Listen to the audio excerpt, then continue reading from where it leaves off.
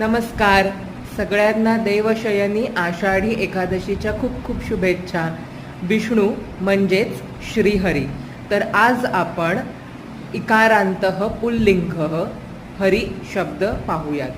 हरिही हरी हरयः प्रथमा, हरिम हरी हरीन द्वितीया, हरिणा हरिभ्यां हरिभिः तृतीया, हरये हरिभ्यां हरिभ्यः चतुर्थी, हरेः हरिभ्यां हरिभ्यः पंचमी, हरेः हर्योः हरीणां षष्ठी, हरौ हर्योः हरिषु सप्तमी. हे हरे, हे हरी, हे हरयः संबोधनम. मागे आपण अकारांतः राम शब्द पाहिला होता, आज इकारांत शब्द पाहिला. प्लीज सर्वांना फॉरवर्ड करा. धन्यवाद. जयतु संस्कृतम, जयतु भारतम.